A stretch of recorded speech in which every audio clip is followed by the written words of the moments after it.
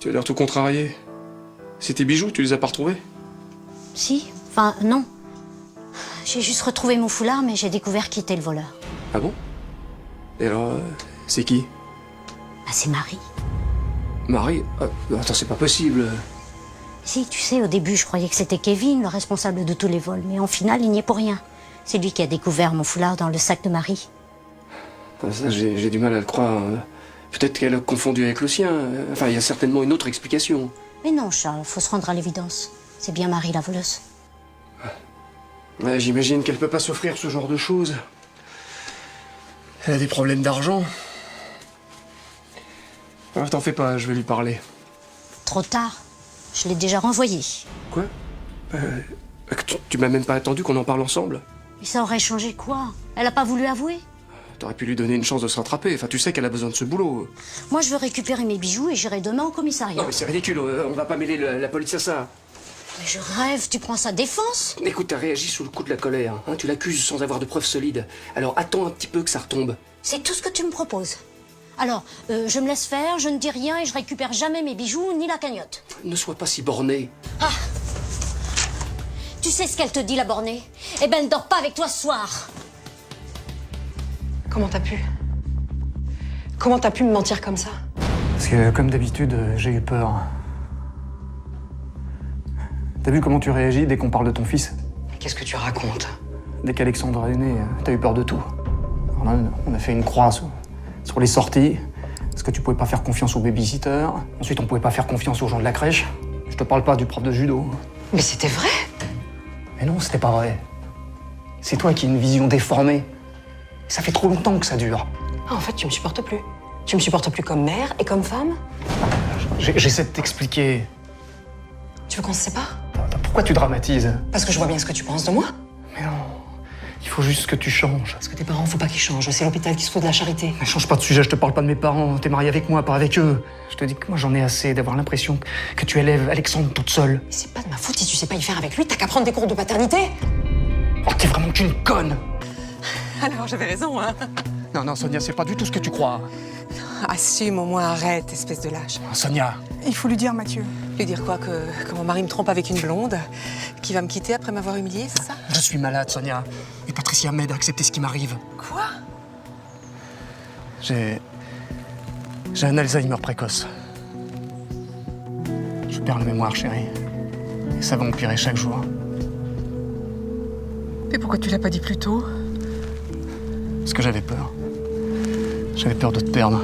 Et ça, je voulais pas l'accepter. J'ai commencé à fréquenter des gens ayant dans la famille un proche atteint de cette maladie. Pour apprendre à surmonter cette épreuve. Patricia a un frère qui a la même chose que moi. Alors, elle me comprend. Elle m'aide à accepter. Car sache-le bien, si tu ne pars pas avec moi demain, c'est fini pour toujours. Pour toujours. Fini, vous dites. Irrévocablement, Alida. Je ne reviendrai jamais dans ces parages. Jamais tu ne me reverras. Tu n'entendras plus jamais parler de moi. Je serai mort pour toi. Alors réfléchis bien, avant de te décider. Adieu. Et je te le répète, Elida, sois prête à partir demain soir, je viendrai te chercher. Je vous ai vu sortir du tribunal tout à l'heure. Je vous ai appelé, mais vous m'avez pas entendu. Alors je vous ai suivi en taxi. Que voulez-vous? Votre père m'avait dit qu'il me prêterait un peu d'argent. J'ai pas pu l'approcher, il y avait trop de journalistes. Je sais pas où aller. Un instant. Vous emménagez? Moi, j'ai jamais aimé ça, changer d'endroit. Mon père était militaire, alors les déménagements, je connais. Mais vous êtes au courant, vous êtes mon avocate. Vous connaissez tout de moi. Tenez. Je vous remercie. Ça me gêne vraiment, vous savez. Je vous rembourserai dès que je pourrai. C'est pas mal ici. Hein. En tout cas, ça a l'air d'être calme. À Paris, le bruit, c'est l'horreur. Écoutez, Bruno, je suis très fatiguée, il est tard. Oui, bien sûr, je me rends jamais compte quand je dérange. Je m'en vais. Passez demain au bureau, on trouvera une solution. Je sais que j'abuse, mais si vous pouviez me donner un verre d'eau, parce que j'ai pas bu depuis depuis que je suis sorti du tribunal. Je voulais vous remercier aussi. Parce qu'à un moment, j'ai cru que tout était foutu et qu'on s'en sortirait pas. Mais vous et votre père, vous avez vraiment été à la hauteur.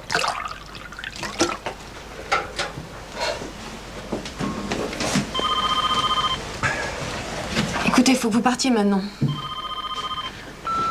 Vous ne pouvez pas rester ici, vous comprenez? C'est ton père. Lâchez-moi! Ça sert à rien. Attendez, c'est intéressant. Lâchez-moi, vous me faites mal! Même si c'est un assassin, un malade, on fait que notre Il travail. est touchant, votre père. Bon, maintenant, ça suffit! Foutez le camp d'ici, vous avez compris? Allez, rappelle-moi. Je t'embrasse.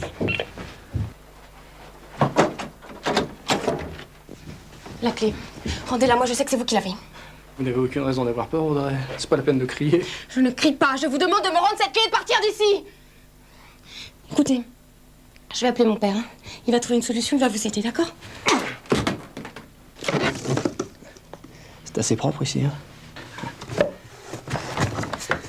La dernière fille n'était pas soigneuse. Dans son appartement, c'était un vrai foutoir. Il a fallu tout nettoyer, ça m'a pris des heures. Je t'ai observé pendant le procès.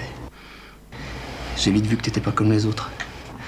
Il y a chez toi, comment dire, un mélange délicat de volonté et de fragilité. Ça m'a plu. Ouais, ça m'a plu. Ton père, il est inhumain. Il est trop froid. Alors que toi, t'es inaffective, comme moi. Nous, on s'intéresse aux autres, à leurs faiblesses. T'es pas d'accord?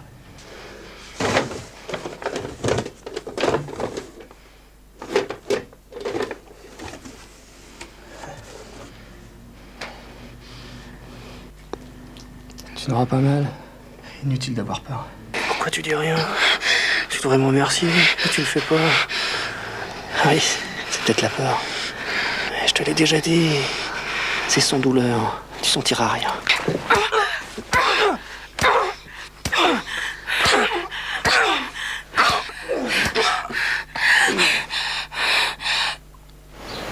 Tu sais, je suis content. Pourquoi? Parce que il y a presque 1 heure qu'on est là. J'ai pas pensé à Ève.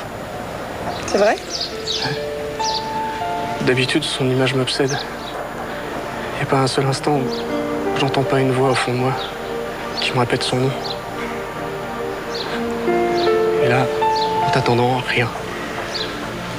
J'ai pensé qu'à la beauté du paysage. Et à toi. Ça veut dire que tu es en train de guérir. C'est bizarre.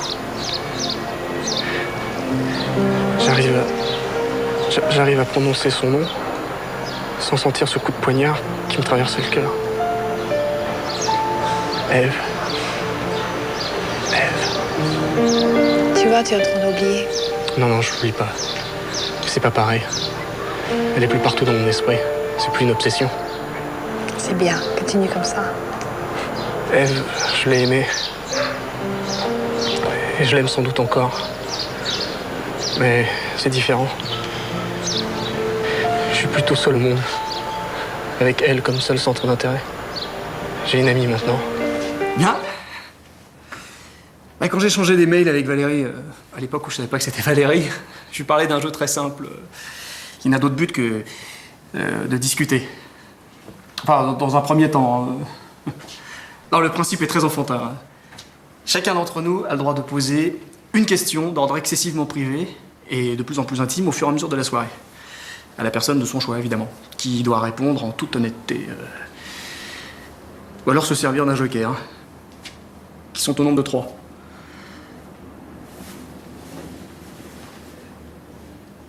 Bien. Bon, bah, si c'est clair pour tout le monde, je suggère de commencer. Qu'est-ce que tu fais? Tu médites?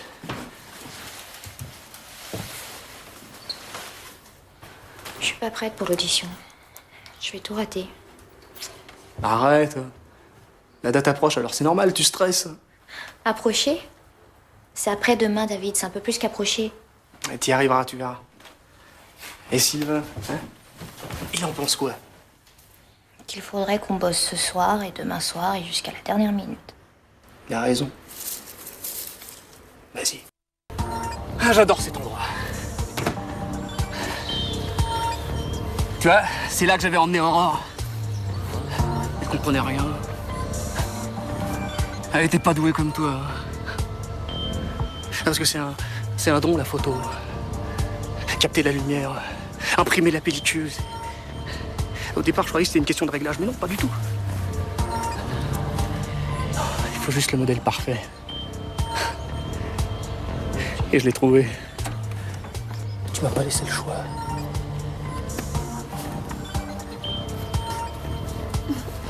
Je vais finir ce film, Manuela.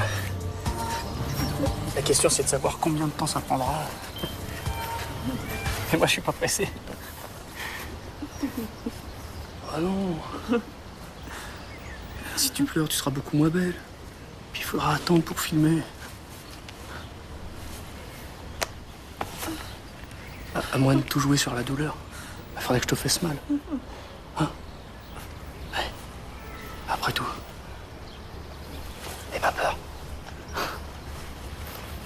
Ce sera magnifique. Ça fait tellement longtemps que j'attends ça. Ah non, et continuer à la série. La série comme... Ça s'est terminé comment, cette histoire? Ah, j'avais pas vraiment le choix, si.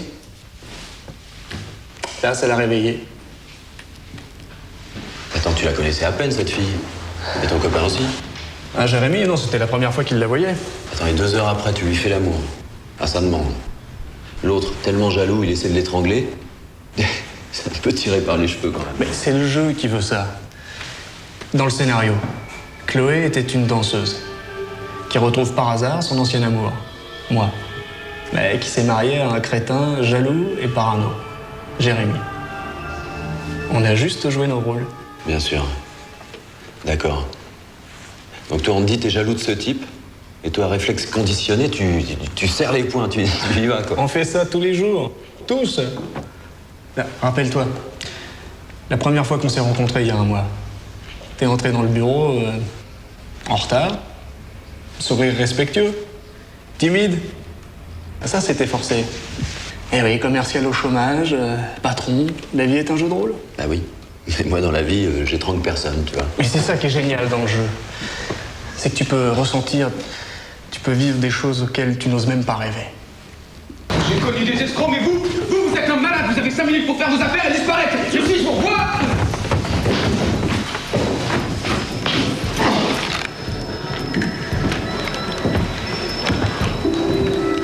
Bougez pas. Vous allez signer ce contrat.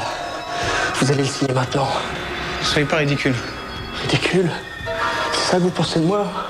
Ridicule? C'est un jeu pour vous, c'est amusant. Que le meilleur l'emporte. Hein. C'est drôle ça, surtout quand on est milliardaire. Mais moi j'ai plus rien. Je suis ruiné, vous comprenez? Sans ce contrat, je suis fini. Vous êtes déjà fini.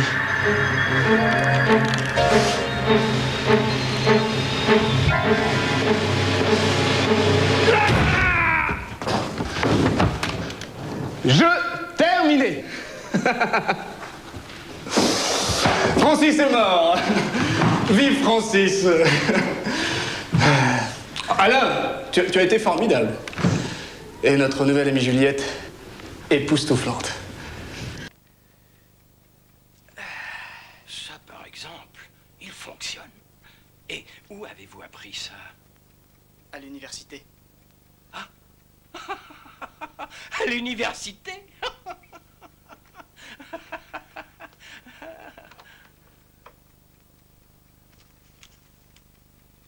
Voici le document de Toulouse.